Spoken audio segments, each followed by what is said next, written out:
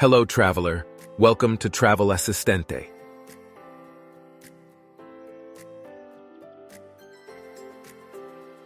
The world's largest island nation and an archipelago between the Indian and Pacific Oceans is Indonesia. Because it is spread across both Asia and Oceania, the nation is referred to as transcontinental. The Malaysian archipelago, located on Borneo, Papua New Guinea, and Timor Leste, all share a border with Indonesia. The fourth most populous nation in the world and the most significant Muslim country is Indonesia. Indonesia is renowned for its lush landscapes, powerful volcanoes, and charming historical and religious sites. The majority of Indonesia's islands are scattered along a volcanic belt. The country has so many active volcanoes, and its proximity to the Pacific Ring of Fire exposes the region to frequent earthquakes and volcanic eruptions. Indonesia Flores, East Nusa. Tenggara is one of Indonesia's best islands. The island is famous for its Komodo National Park, and there is plenty to do outside the park as well. Hike to remote traditional villages, climb volcanoes, visit pristine beaches, and experience experiences like no other. The Indonesian island of Flores is full of hidden gems and unique places on the planet. Visit some of the traditional villages and you will be amazed that some are only a few hours' walk away. Witnessing their way of life and learning about their traditions is a life-changing experience.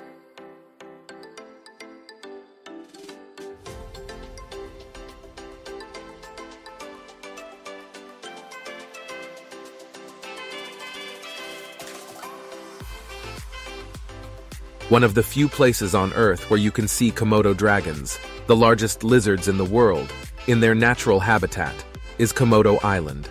The islands of the Komodo National Park can be visited for a day by boat leaving from Labuan Bajo. Explore the volcanic landscapes of Padar Island by foot. See the Komodo dragons on Komodo Island, and stop frequently to swim and snorkel at places like Manta Point. And with another beautiful beach, the beach appears to be pink because of white sand mixed with tiny pieces of red coral. When visiting the national park, you must go to Padar Island.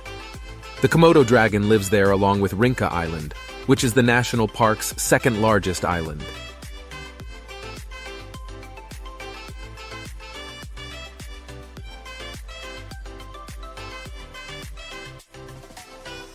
There are a few places to hike up to on Padar Island. You can take a selfie with a 360-degree view of the entire island from a highest point. From one of the vantage waypoints, you can see a large number of wild deer, and there are a ton of small sandbanks. You can find a tiny island with white sand materializes in the middle of nowhere around the Komodo Islands. Some even vanish at high tide, and there are a lot of activities to do like visit Komodo Village, swim with sea turtles, or swim in the pristine blue water inside the Ranco Cave, contains salty water that will keep you floating easily. As soon as dusk fell, millions of bats emerged from the mangrove, a standout among Komodo's attractions.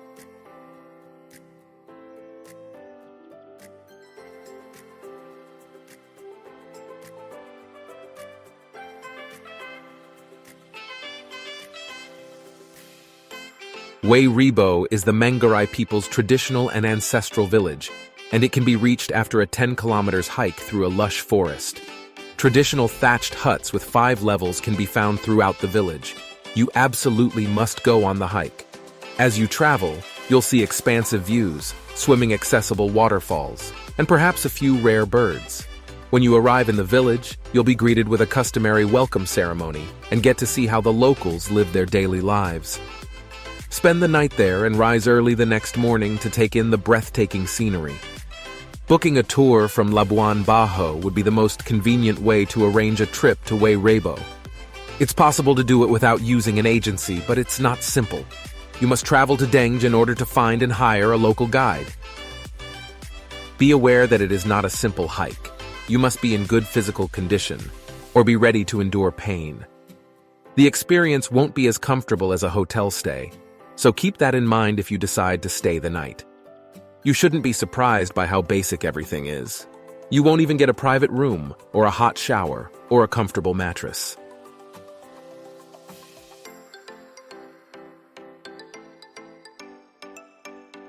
In the vicinity of Kelimutu National Park is renowned for its 3 magnificent volcanic lakes that change color. The lake's colors, known as the tricolored lakes, are absolutely bizarre. They are all made of different colors, and they change depending on the season and the minerals in the water. Typically, one of them is red and the others are various shades of turquoise and olive green. The colors are so vibrant that the water appears to be extremely dense and more like paint than actual water. The lakes are sacred and magical, according to the locals, and this is where the spirits of the dead travel. The souls of the young go to the turquoise lake, the old to the brown-reddish lake, and the wicked to the darker lake. The vibrant hues are a result of the minerals dissolving, which explains how they can change hue.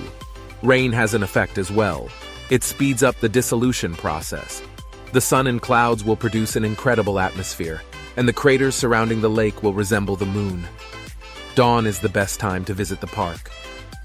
It's a once-in-a-lifetime experience to watch the misty sunset approach over the volcano and slowly unmask the beauty of the lakes.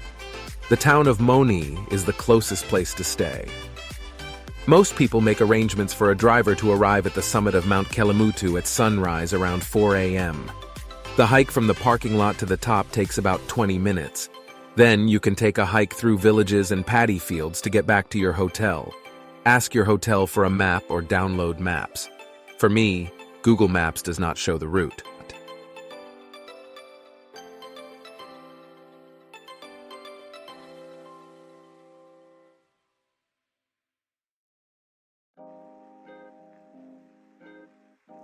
Java is one of the greater Sunda Islands located in Indonesia. Particularly on Java, a raging volcano is never far from view. The equally dramatic Krakatau and 2,799 m high, 9,183 ft. Krakatau is reachable by boat from the West Javanese coast. Gunung Ijen are located at either end of the island, and is known for its eerie blue fire rivers that are brought on by sulfur burning.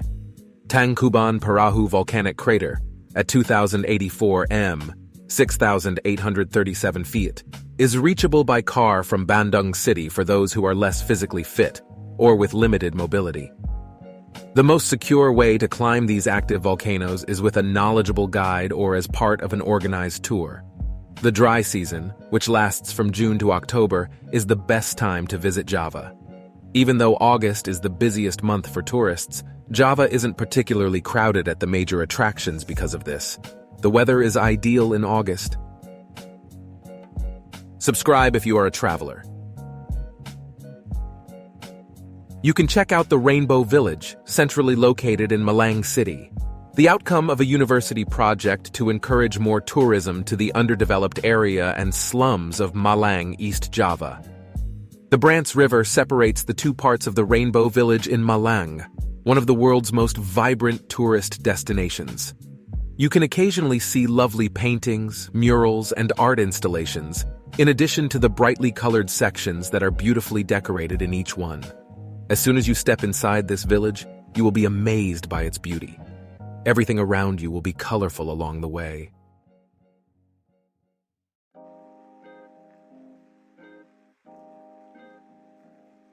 It's true that Tumpak Sewu Waterfall is frequently praised as Indonesia's most beautiful waterfall, not just the most beautiful waterfall in Java.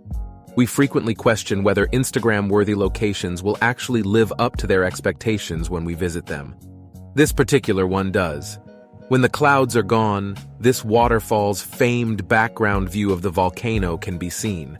But it's a great place to fly a travel drone, and you can even make the short 30 minutes walk with a guide down to the base of the waterfall to experience its full force. Oh, and it is not expensive at all. There are actually 2 viewing points, each with an entrance fee of 20,000 rupiahs and a food and snack shop. Drones have died here while flying, so take signal loss seriously when doing so. It's an incredible waterfall that's well worth a trip, but it's 2 hours outside of Malang, so you'll either need to hire a driver, use Grab, or rent a moped and drive yourself. Mt.Bromo, one of my favorite places to visit in Java. Although I've seen some pretty spectacular ones, The sunrise at Mount Bromo is the most stunning I've ever witnessed. It was so perfect that it simply resembled a painting. A sunrise tour to Mount Bromo is among the most well-liked activities in Malang, Surabaya. Getting up at 1 in the morning is early, but it's worthwhile. You'll be able to climb the active volcano and look down into the crater in addition to taking in some of the most breathtaking views in the entire world. That is, in my opinion, a pretty unusual experience. It is recommended to arrive at the summit for sunrise on the formidable Mount Bromo, which is 2329 meters, 7,641 feet, high. To reach Mount Bromo, you can take a plane to Surabaya's Wanda International Airport. Singapore, Kuala Lumpur, Hong Kong, Jakarta, Bali, and Singapore all have direct flights to Surabaya. You can then continue your journey to Mount Bromo by making a reservation with a travel.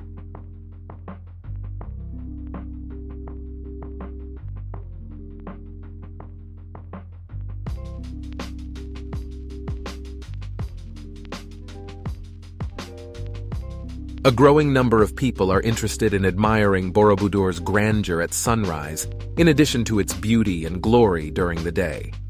Although the temple's entrance does not open until 6 a.m., sunrise enthusiasts may be in the area around 5 a.m. to photograph the magnificent temple as it transitions from the dead of night to the first rays of the day.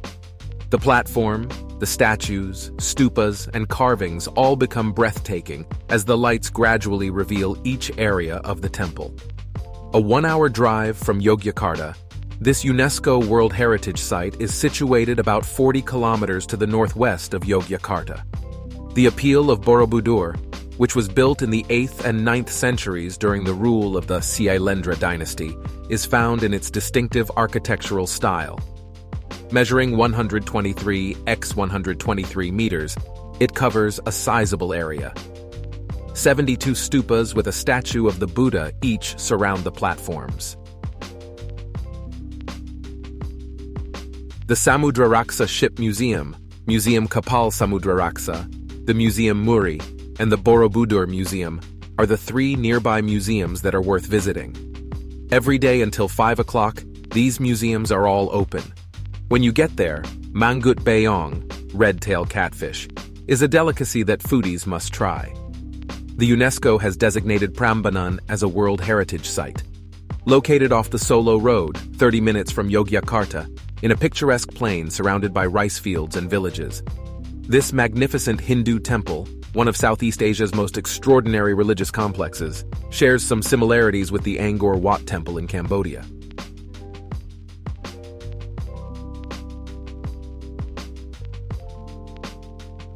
The capital city of Indonesia and the most populous city in all of Southeast Asia is Jakarta. It serves as the region's economic, cultural, and political hub. The city is known for its heavy traffic and high pollution levels, but it also has a thriving nightlife and shopping districts. Jakarta is a vibrant city that draws tourists to its unique attributes. It is the old, charming mosque of Old Jakarta and Old Town, in addition to the skyscrapers, numerous malls, and bustling food streets. Let's start with a less complicated but still classy Jakarta attraction. One of the most popular attractions in Jakarta is the National Monument. The purpose of the 132-meter-tall monument was to honor the American Revolutionary War. The National Monument has a special place in the hearts of Indonesians. Many locals can be seen admiring this amazing architectural marvel, so it is not just visited by tourists. If you want to explore the history and culture of Indonesia, then Taman Mini Indonesia Park is a must-visit location for anyone who wants to learn about the history and culture of the Indonesian people. The park is 250 acres in size and is brimming with history and customs that set Indonesia apart from other countries. You'll find a variety of theme pavilions, a cable car, a traditional theater that holds regular events, an IMAX theater where you can see some of the best movies currently showing, and a detailed miniature of the Indonesian archipelago are all present.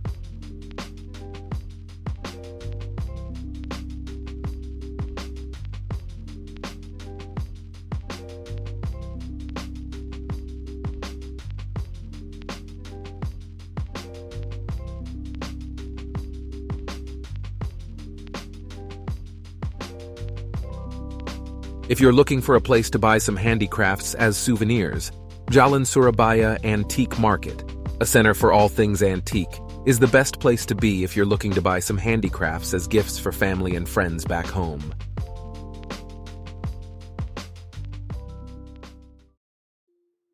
One of the best things to do in Sulawesi is a trip to Tanah Toraja, which is a once-in-a-lifetime experience. It is indisputable. This location is perfect for you if you enjoy tribal cultures. Tanah Toraja, which is in central Sulawesi, is well known for its unusual funeral rites. Before the deceased can be buried, numerous ceremonies must be held, and some families are forced to wait months before the funeral, either because they lack the funds or because all of their relatives are unable to travel back for the ceremonies. The sacrifice of buffaloes, the more the better, is one of the most impressive rituals. Afterward, you are invited to eat the barbecued buffaloes with the family. Even with increased tourism, everything is still completely authentic and worth looking at, including the house architecture. The way they incorporated Catholicism into their traditions is also impressive. You can hire a scooter for the day and travel through the villages and rice paddies. For more information about the local way of life and directions, you can also hire a guide, which I highly recommend. The most well-known Indonesian tourist destination in the world is Bali Island, a tiny but stunning island that is a part of Indonesia's archipelago. It is the owner of the picturesque landscape and distinctive culture that makes this island exclusive to others. Additionally, it is situated in a tropical environment, making it a dream island for vacations. The beautiful fusion of Hindu and Balinese cultures permeates every aspect of life on the island. Likewise, it is well known for its joyful traditional dances such as kekak, barong legong, and jangger. There are places you can visit. Diamond Beach, white sand, crystal clear water, and palm trees at the base of a sizable limestone cliff. A must-visit location in Bali is Diamond Beach on Nusa Penida Island, which may hold the title of most beautiful place in Bali, and Kelingking Nusa Penida Island itself. Because it resembles a T-Rex head from the top, Kelingking is one of the main attractions in Nusa Penida, Bali. You can see Kelingking Beach, the ocean, and the limestone formations from the viewpoint. This beach in Bali may even be the most challenging to get to due to the difficult descent to it. The trip is undoubtedly worthwhile due to how amazing it is. One of Nusa Penida's most well-known locations, Kelingking Beach is frequently highlighted in commercials for Bali and Indonesia. Although the majority of tourists only stay for a day on Nusa Penida, I strongly advise staying overnight. In order to fully experience the island and take in all of its attractions, it is actually preferable if you can spend 2 nights there.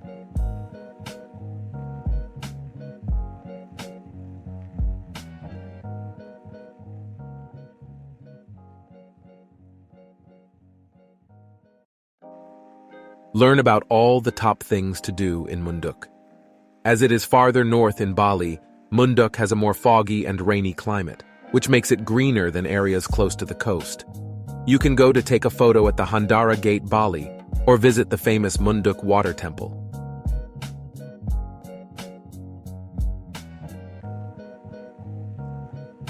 And the last is visit Tegalalang Rice Terraces. There is a valley of rice paddies with breathtaking views and a wonderful place to explore.